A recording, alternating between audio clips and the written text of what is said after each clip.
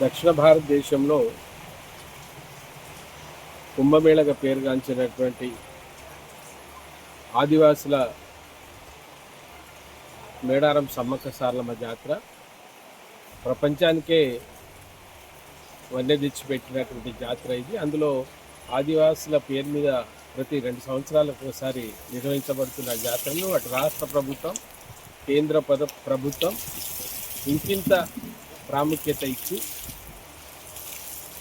దాన్ని కుంభమేళను తలపించే విధంగా దీన్ని నిర్వహించడం బహుశా ఈ దేశంలో ఉన్నటువంటి 720 గిరిజన తెగలకే కాకుండా సమాజానికి కూడా మంచి పేరు తెచ్చేటువంటి జాతర. అయితే ప్రభుత్వాలు ఖర్చు పెడతా ఉన్నాయి. నేను నా చిన్నతనం నుంచి బండ్ల మీద ఆ జాతరకు వచ్చేవాడిని, నాకు ఊహ తెలిసినప్పటి నుంచి. అదే కాదు, నేను కాకతీయ యూనివర్సిటీ ఎన్ఎస్ఎస్ కోఆర్డినేటర్ కూడా. అక్కడ ఉన్నటువంటి ఆదివాసీ మిత్రులకు తెలుసు.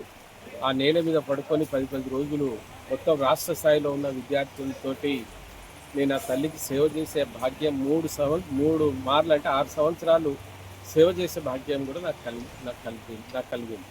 కానీ కొన్ని లోపాలు నేను అప్పుడు చూశాను. అప్పుడు కూడా నేను స్వయంగా చాలామంది తల్లికి గద్దెకాడికి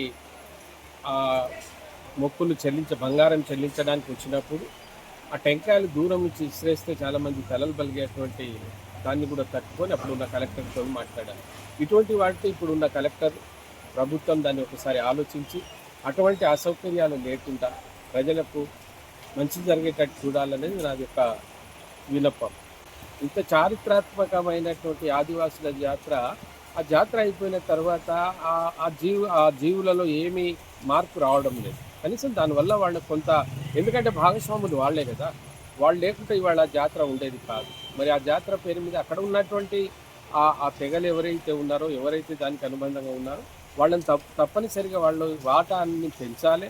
వాళ్ళ భవిష్యత్తులో కూడా కొంత మార్పు వచ్చేటట్టు చూడాలని కోరుతూ నేను ఎంపీగా ఉన్నప్పటి నుంచి ప్రతిపాదన పెట్టాను. ఏం ప్రతిపాదన అంటే, ఉత్తర భారతదేశంలో ఫిబ్రవరి 15, 16 ఢిల్లీలో వనజ్ పేరుతోటి ఒక గిరిజన జాతర, అంటే ట్రైబల్ ఫెస్టివల్ నడుస్తుంది. ఈ జానపద కళలను గిరిజనులు ప్రదర్శించి ఈ దేశ మకుటంలో కిరీటంగా ఉన్నారు. మరి ఆ జానపదాలను ప్రదర్శించేటట్టు ఇక్కడ కూడా అదే మేడారం సమ్మక్క సారలమ్మ జాతర జరిగేటప్పుడు ఆ ఉత్సవాన్ని, అంటే అది జాతీయ పండుగగా గుర్తిస్తే మాత్రమే అవకాశం వస్తుంది. కనుక నేను ప్రభుత్వాన్ని ఏం కోరుతున్నానంటే, ఈ సమగ్రమైనటువంటి సర్వే చేసి మీరు ఒక నిర్దిష్టమైనటువంటి ప్రణాళిక ఇవ్వండి. ప్రణాళిక ఇవ్వకుండా కేంద్ర ప్రభుత్వం డబ్బులు ఇవ్వాలన్నా, ఏ ప్రభుత్వం ఉన్నా అంతే, ఒక నిర్దిష్టమైనటువంటి ప్రణాళిక ఇవ్వండి. మా సహాయ సహకారం కావాలన్నా మేము ఇస్తాం. ఎందుకంటే గతంలో నేను అక్కడి జాతరలో పాల్గొన్నా, ఇక్కడ కూడా నాకు అనుభవం ఉంది. కనుక దయచేసి ఈ జాతరను ఇంకింత గొప్ప జాతరగా తీర్చిదిద్దాలనేదే నా ఉద్దేశం. మరి రేవంత్ రెడ్డి గారు వెంటనే దీని మీద మీకు ఇంత ఆసక్తి కనపరుస్తున్నారు. దానికి ధీటుగా ఈ కల్చరల్ ఫెస్టివల్ ఇక్కడ జరిగేటట్టు, దక్షిణ భారతదేశంలో కల్చరల్ ఫెస్టివల్ జరగాలంటే సమ్మక్క సారలమ్మ జాతర జాతీయ పండుగగా ఉండాలి. జాతీయ పండుగ చేయాలంటే కేంద్ర ప్రభుత్వం చేతులలో ఉంటుంది. కనుక మీరు నిర్దిష్టమైనటువంటి ప్రణాళిక తీసుకుపోయి కేంద్ర ప్రభుత్వాన్ని కలవండి. కల్చరల్ మినిస్టర్ గజేందర్ సింగ్ షెకావత్ని, మా వంతు సాయం కూడా బీజేపీ పార్టీ తరఫున అధ్యక్షులు కానీ నేను కానీ చేస్తామని వినయిస్తూ ముగిస్తాము.